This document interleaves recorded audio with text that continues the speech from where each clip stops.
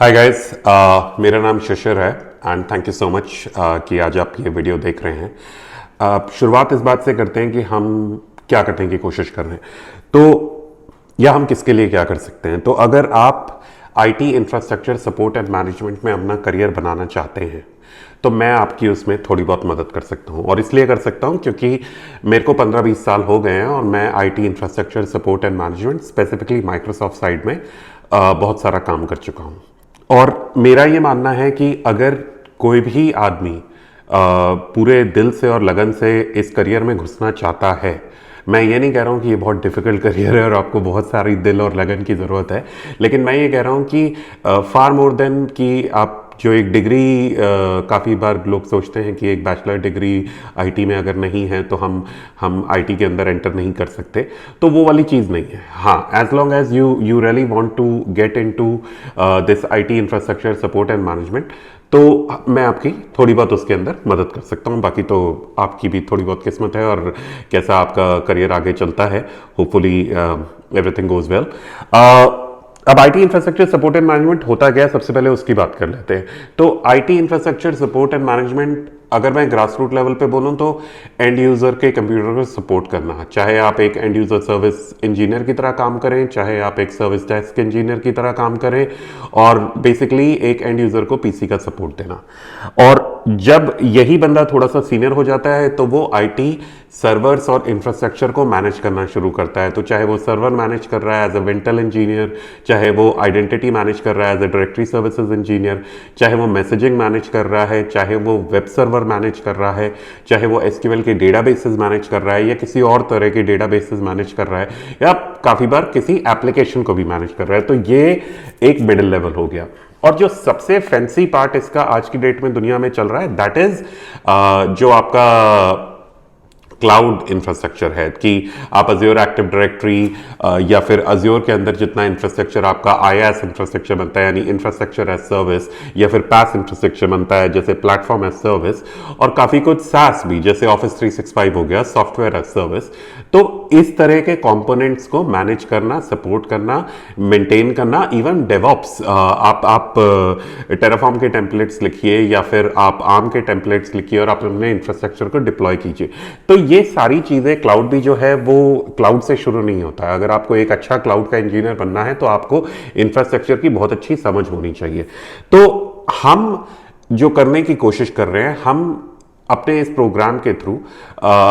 कुछ core fundamentals लोगों को सिखाने की कोशिश कर रहे हैं। और मैंने बहुत बड़ी बड़ी बातें अभी बोली, आईएएस और सास और पैस and Azure and everything. I am sure सबने सुना होगा, स्पेशली जो इस वीडियो को इस समय देख रहे हैं उनको कुछ ना कुछ इसका आइडिया होगा, और शायद कुछ लोगों को बहुत एडवांस आइडिया भी हो, क्योंकि अब the current generation is very very smart. लेकिन फिर भी कुछ लोग रहते हैं जिनको शायद इतना आइडिया ना हो। तो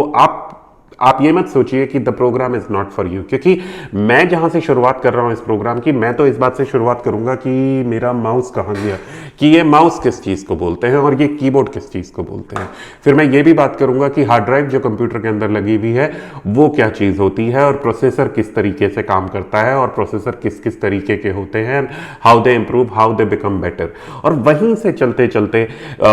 इंफ्रास्ट्रक्चर क्या होता है, सर्वर क्या होता है, सर्वर का मैनेजमेंट क्या होता है, वेब सर्विसेज क्या होती हैं, और आइडेंटिटी क्या होती है, मैसेजिंग क्या होती है, इन सारी चीज़ों के बारे में डिटेल में बात करेंगे और स्टेप बाय स्टेप बात करेंगे। स्टेप बाय स्टेप का मतलब क्या है कि अभी एकदम से मैं आपको उठा के आइडेंटिटी पढ़ाना शुरू कर दूं तो इल बी वेरी कंफ्यूजिंग। तो मेरा अंडरस्टैंडिंग ये है कि किसी भी आदमी को अगर एक प्रॉपर ट्रेनिंग दी जाए तो वो किसी भी तरीके का काम कर सकता है। मतलब अगर मैं आपको बहुत अच्छे से ट्रेनिंग दे दूं किसी चीज़ के अंदर, तो अगर वो एक मेडिकल प्रोसीजर भी है, एक पर्टिकुलर मेडिकल प्रोसीजर, उसके आगे और पीछे का शायद आप ना समझ पाए, लेकिन अगर किसी एक प्रोसीजर की, मान लीजिए जो कैटरैक्ट की सर्जरी होती है, किसी और की, अगर आपको बहुत ही अच्छे से ट्रेनिंग दी जाए, आई एम नॉट सेइंग कि आप जाके कर लें वो, लेकिन अगर आपको एक बहुत ही अच्छे से उस तरह की ट्रेनिंग मिले तो शायद आप वो सर्जरी भी कर पाए। तो हमारा आईटी तो खैर बिल्कुल भी रॉकेट साइंस नहीं है, वो तो बहुत ही आसान काम है। और एक फंडामेंटल रीजन कि मेरा ये बिलीव है वो ये है कि जब मैंने अपनी ग्रेजुएशन करी, ऑल्दो मैंने आईटी में करी है, पीसीए आप कह सकते हैं मैंने करा था, लेकिन आज अगर मैं अपने करियर को देखता हूं तो जो मेरे को कॉलेज में चीज़ें पढ़ाई गई थी ना, उनमें से किसी भी एक भी चीज़ के ऊपर में मैं काम नहीं करता हूं। मैं जो काम करता हूं वो सब, मेरी किस्मत अच्छी थी कि माइक्रोसॉफ्ट में मेरे को अपॉर्चुनिटी मिली काम करने की।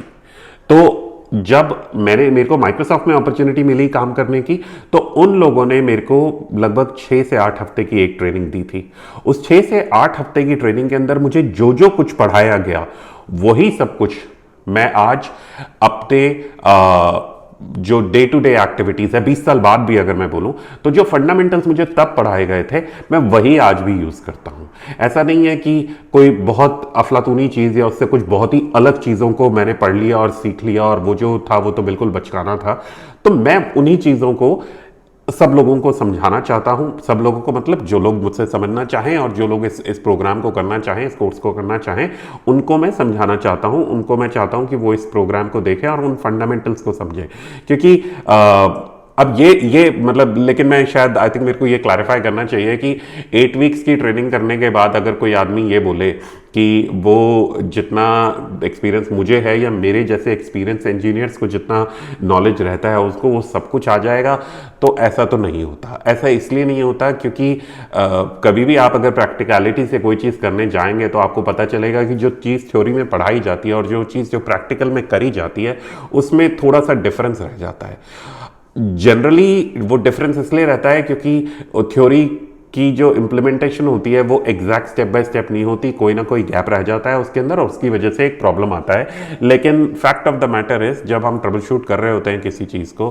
तो fact of the matter is कि सारी चीज़ें सही होती हैं और फिर भी वो इंफ्रास्ट्रक्चर के अंदर में वो प्रॉब्लम रहता है या वो चीज़ नहीं चल रही होती है। तो बस वो चीज़ तो एक्सपीरियंस के साथ आती है, वो कोई आपको मतलब कोई भी आपको पढ़ के नहीं करा सकता। लेकिन मेरी एक्सपेक्टेशन या why where does this need for the program stem from is कि हम लोग एक छोटी सी आईटी सर्विसेज की कंपनी भी चलाते हैं जिसमें हम अक्रॉस द वर्ल्ड, यूएस में, यूके में हमारे कुछ कस्टमर्स हैं जिनको हम आईटी का सपोर्ट देते हैं। तो उस वजह से मार्केट में लोग थोड़ा बहुत जानते हैं और स्पेशली जो लोग उस समय पर जो बच्चे नौकरियां ढूंढ रहे होते हैं, तो ऐसे मेरे पास में बहुत सारी एप्लीकेशंस आती रहती हैं और सब जगह में बच्चों की एक्सपेक्टेशन यही होती है कि सर एक एंट्री लेवल जॉब चाहिए, आप एंट्री लेवल जॉब दे दीजिए और हम जो है हमें सीखना है और हम सीखना चाहते हैं और हम बहुत, अब सबको नहीं दे सकते नौकरी अनफॉर्चुनेटली, ना हमारे पास इतना काम है और ना हमारे पास इतना टाइम है कि हम सबको सिखाते रहें। हम भी सारे बड़ी कंपनियों की तरह थोड़े से ग्रीडी हो जाते हैं। जब हम हायरिंग कर रहे होते हैं तो उस समय पर हम फ्रेशर्स को थोड़ा सा अवॉइड कर जाते हैं क्योंकि बहुत मुश्किल होता है कि एक बिल्कुल ब्रांड न्यू बच्चे को लाकर एक एग्जिस्टिंग इंफ्रास्ट्रक्चर की चाबी उसको दे देना और उससे ये एक्सपेक्ट करना कि वो उसको मैनेज करेगा, क्योंकि वो गलती कर देगा तो वो तो गलती करेगा, दिक्कत हमारे को आ जाती है। तो इसलिए अब उसकी जो गिल्ट है उस चीज को हटाने के लिए अब हम क्या करना चाहते हैं कि हम भी जब किसी थोड़ा बहुत एक्सपीरियंस को भी हायर करते हैं, क्योंकि लोग फंडामेंटली स्टेप बाय स्टेप नहीं पढ़े हुए होते, तो वो काफ़ी सारी चीज़ें हमारे को रिपीटेडली उनको समझानी पड़ती है, बतानी पड़ती हैं। और मैंने खुद को, आज मुझे 10 साल हो गए हैं, flash technologies is the name of the company चलाते हुए, और मुझे ऐसा लगता है कि मैं जब भी बच्चों को पढ़ाता हूं तो मैं वही चीज़ें पढ़ाता हूं जो उस 8 हफ्ते की ट्रेनिंग में मुझे पढ़ाई गई थी।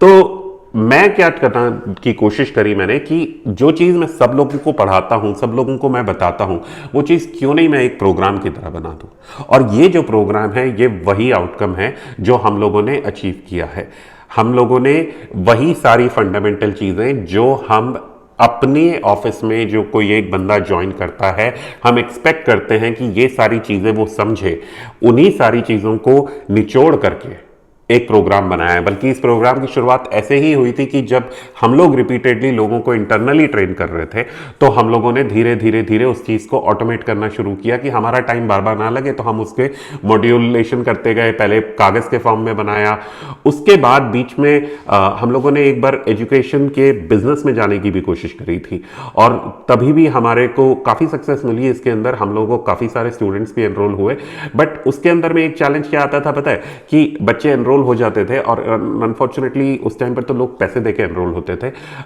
अनफॉर्चुनेट उनके लिए था, मेरे लिए नहीं था, मुझे तो पैसे मिलते थे। लेकिन उसमें क्या हो जाता था कि बच्चे जब पढ़ाई करने आते थे तो पैसे तो दे दिया, पैसे तो सब लोग दे देते हैं, वो कोई बहुत बड़ी बात नहीं होती है। लेकिन फिर धीरे धीरे धीरे उन लोगों का ध्यान थोड़ा सा निकल जाता है और वो लोग सब सारा प्रोग्राम कंप्लीट नहीं करते हैं, पूरे पढ़ाई के ऊपर ध्यान नहीं देते हैं। फिर उनको ऐसा रंज रहता है दिल ही दिल, आके कोई गुरु को कभी कोई नहीं बोलता कि सर आप हमको पढ़ाए नहीं, या आपकी गलती है कि हमें नौकरी नहीं मिल रही। लेकिन हमें थोड़ा सा वो चीज़ बुरी लगने लगी थी कि भाई हम पढ़ा रहे हैं बच्चों को, लोग पढ़ भी रहे हैं, लेकिन फिर बहुत सारे हैं जो नहीं पढ़ रहे हैं और फिर ऐसे लोगों से पैसा लिया हुआ है, तो थोड़ा सा बुरा लगता है वो चीज़। तो अब हम इसको इस तरीके से सोचे हैं कि हम एटलीस्ट जो ज्ञान का पार्ट है वो, क्योंकि हमारी तरफ से हमारा कोई एफर्ट नहीं है उसके अंदर, हम तो बना के बैठे हैं, अब हम उस चीज़ को आगे जाकर एक कोर्स को ऑनलाइन लॉन्च कर रहे हैं, यूट्यूब के ऊपर लॉन्च कर रहे हैं। आप लोग देखिए उसको, सब आप लोग करिए उसको। अब सवाल आएंगे, अगर आप उस कोर्स को करेंगे और अगर आप करेंगे, सच्ची में करेंगे, मेहनत करेंगे उसके ऊपर और इम्प्लीमेंटेशन करने की कोशिश करेंगे, और इम्प्लीमेंटेशन कैसे करेंगे वो भी हम सिखाएंगे प्रोग्राम के अंदर। शॉर्ट में बता देता हूं कि या तो आप वर्चुअल लैब्स बनाएंगे अगर आपके पास में एक अच्छा कंप्यूटर है तो, और अगर आपके पास अच्छा कंप्यूटर नहीं है तो भी बहुत अच्छी बात है, फिर आप जो है अज्योर और AWS के ट्रायल साइन अप करेंगे और उसके अंदर जाके सीधा अपना इंफ्रास्ट्रक्चर क्रिएट करेंगे, जिसके अंदर में जो जो हम आपको इम्प्लीमेंटेशन बताएंगे वो इम्प्लीमेंटेशन आपको वहां पर जाके करना पड़ेगा। अब जैसे मैंने बताया कि जब आप पढ़ते हैं और फिर जब आप करने जाते हैं तो उसमें बहुत बड़ा गैप आ जाता है। जब आप करने जाते हैं तब आपको समझ आता है कि सर इसके अंदर तो दिक्कत है, ये चीज हो नहीं रही है, या आपने जैसे किया था तो आपका तो हो गया था, पर हम जब करने आए तो हमारा नहीं हो रहा है। तो उस पर्टिकुलर केस में हम क्या करेंगे, आप हमसे सवाल पूछिए, और सवाल पूछने का एक बहुत आसान तरीका रहेगा कि आप जो है जो भी वीडियो आप देख रहे हैं उस समय, जो भी मॉड्यूल देख रहे हैं, आप उसमें एक कमेंट डाल दीजिए कि मैंने ऐसा ऐसा ऐसा ऐसा किया है और मेरा जो आउटकम है वो नहीं आ रहा है। हमारी पूरी तरह से कोशिश रहेगी कि हम एज सून एज पॉसिबल आपको वो चीज समझाएं। अब उसको समझाने से क्या होगा, अगर आप नहीं समझे कोई चीज या आपने अगर कोई गैप दे दिया उसकी इंप्लीमेंटेशन के अंदर, तो डेफिनेट दो बातें हैं, या तो आपको वो चीज समझ नहीं आई थी, और एक्चुअली उसका भी पहली ही बात पर आ जाएगा कि मैंने वो चीज ठीक से नहीं समझाई कैसे नहीं थी। हम ये मानते हैं कि हर आदमी को स्टेप बाय स्टेप चलना होता है, स्टेप 1, स्टेप 2, स्टेप 3, स्टेप 4। कभी कभी पढ़ाते पढ़ाते क्या होता है कि हम स्टेप 1 जाते हैं और बीच की कुछ चीजें हमें लगती हैं कि ये तो कॉमन सेंस है, वो होती भी है, लेकिन हो सकता है मेरे लिए कॉमन सेंस हो, आपके लिए ना हो, तो वो गैप हो जाता है। तो फिर वो अंडरस्टैंडिंग का गैप एक बन जाता है जो इंप्लीमेंटेशन के टाइम पे नजर आता है। तो इसका इजी सोल्यूशन क्या रहेगा, जब आप मेरे को प्रोग्राम में वो गैप हाईलाइट करवाएंगे तो मैं जाकर उस चीज को फिक्स करूंगा, या तो मैं अपने कमेंट के साथ आपको अगर छोटी सी बात होगी बता दूंगा कि दोस्त ये गलत कर रहे हो, इसको ऐसे करके देख लो। और अगर ऐसे नहीं बता पाया तो उसकी जगह फिर मैं आपको बताऊंगा कि एक नया वीडियो बनाया है, जो उसका एक या तो अपडेटेड वर्जन होगा उस पर्टिकुलर वीडियो का, या फिर एक पर्टिकुलर सब कॉन्सेप्ट का डिटेल के अंदर एक एनालिसिस रहेगा, जिसके अंदर बताएंगे कि जो मुद्दा नहीं समझ पा रहे हैं इसको कैसे समझा जाए। पर्पस यही रहेगा कि आपका भी भला हो और आगे कोई फ्यूचर में भी इस चीज को देखता है तो उसका भी भला हो। तो ये एक छोटी सी हमारी पहल है इस समय पर, और ये चीज हम करने की, अचीव करने की कोशिश कर रहे हैं। अगर आप लोग पढ़ते हैं, साथ देते हैं, तो थोड़ा सा आगे एक पर्सपेक्टिव है कि हमें पता है, मतलब मुझे आज इंडस्ट्री में काम करते हुए, जैसे मैंने बोला 20 साल हो गए हैं, और मैं बड़ा लकी रहा हूं। मैंने इंडिया में भी काम किया है, मैंने यूएस में भी काम किया है, मैंने अब मैं ऑस्ट्रेलिया में रहता हूं, सिडनी में एक्चुअली, तो मैंने यहाँ पर भी बहुत काम किया है। और एक चीज़ मैंने देखी है कि ये जो हमारी फील्ड है इंफ्रास्ट्रक्चर मैनेजमेंट एंड सपोर्ट, इसकी बहुत बड़ी डिमांड रहती है, और डिमांड के साथ में एक बहुत बड़ा गैप भी रहता है कि अच्छे लोग मिल पाना बहुत ही मुश्किल होता है। तो अगर हम इस प्रोग्राम में सक्सेसफुल रहे, अगर हमारे पास में बच्चे आते हैं जिन्होंने पढ़ाई करी है, तो इसके आगे हम एक टेस्ट सीरीज निकाल रहे हैं। उस टेस्ट सीरीज को करने के बाद जो उस बच्चे उसमें उत्तीर्ण होते हैं, जहां पर हमें नजर आता है कि भाई ये बच्चे ने बढ़िया किया है, हम उसके मॉक इंटरव्यूज करवाएंगे, और उसके बाद हम लोग पर्सनली उस चीज को आगे जाकर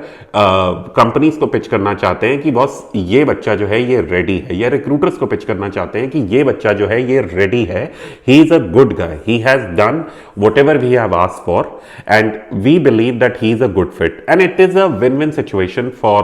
the companies also, because all the companies are looking for good employees, and जब उनको कोई एक रेडीमेड बंदा मिलता है जो बोलेगा कि भाई इसको सब कुछ आता है, और हो सकता है एक कंसेप्ट ऐसा भी था कि हम आपका एक मॉक वीडियो इंटरव्यू, एक एक्चुअल इंटरव्यू रिकॉर्ड करेंगे और किसी भी रिक्रूटर को हम सामने से आगे भेज सकते हैं कि बॉस ये हमने इंटरव्यू लिया था। अब रिक्रूटर जो होता है उसको तो क्या ही आता है, वो तो कस्टमर की रिक्वायरमेंट जो होता है उसको लेकर एक कैंडिडेट ढूंढता रहता है, बस कीवर्ड से कीवर्ड मिलाता रहता है। लेकिन उसको जब एक ऐसा इंटरव्यू जो इस फील्ड के एक एक्सपीरियंस लोग जो हम हैं, मेरे साथ में हमारे पार्टनर है ऋषि हैं, और भी लोग हैं इस इंडस्ट्री में जो दोस्त हैं, ऐसे लोग जब उस चीज को एनालाइज करके आगे भेजेंगे कि हाँ ये अप्रूवल स्टैंप के साथ में कि ये लड़का सही है, तो मुझे लगता है रिक्रूटर के लिए भी एक बहुत विन विन सिचुएशन है,